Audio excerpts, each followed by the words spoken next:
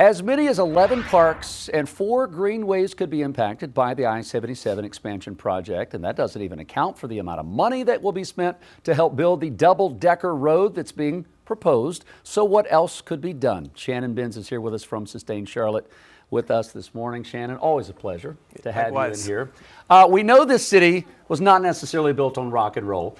We do know that bold ideas is what it takes to build a big city. We're looking at some imagination of I-77 behind us. We'll get to that coming up in just a bit. I want to talk about where we are as a city. We're a city that continues to grow. Tens of thousands of people moving here every month. Realistically, and I know this is the million-dollar question, how do we absorb all of that growth? We want people to enjoy what the Queen City has to offer. Absolutely. We have to be very thoughtful, very strategic, and we have to really use best practices as far as how to manage that growth. Which fortunately a lot of cities have been in our position before, and we can learn from them.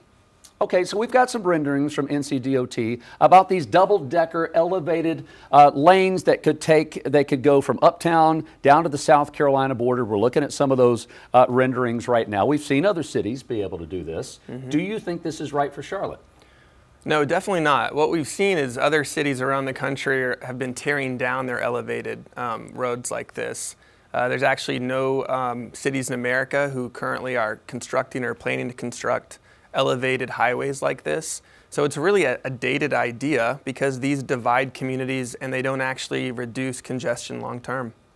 So how do you increase the volume?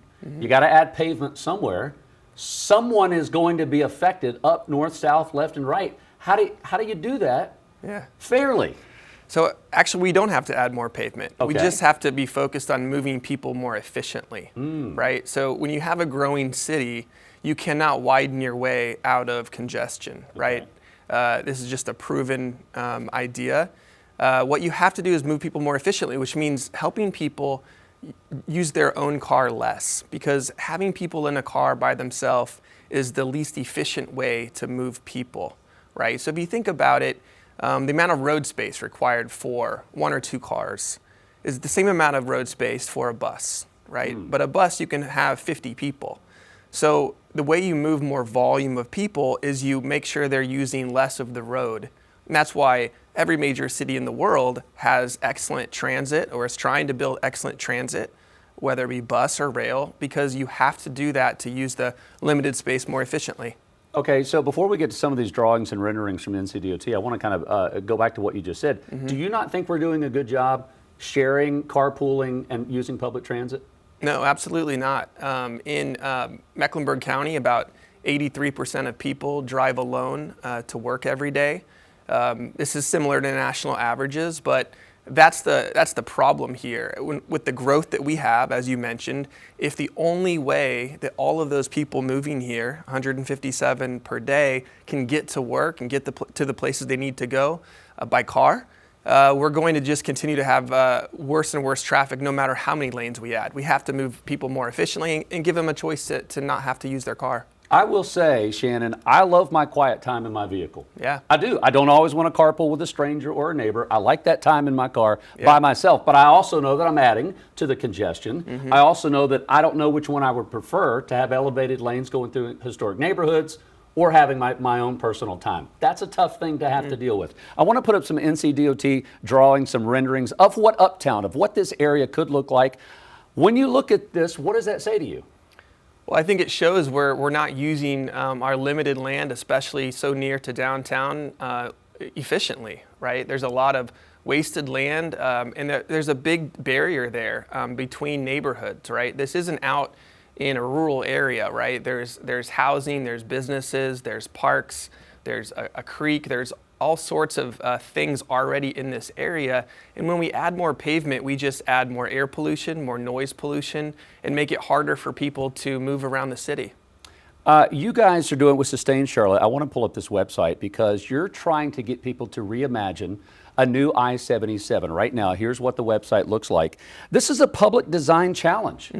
Who are you asking to send in design ideas? Who are these people? Anyone and everyone. Okay. Kids, adults, artists, aspiring artists, people who aren't artists, professional designers.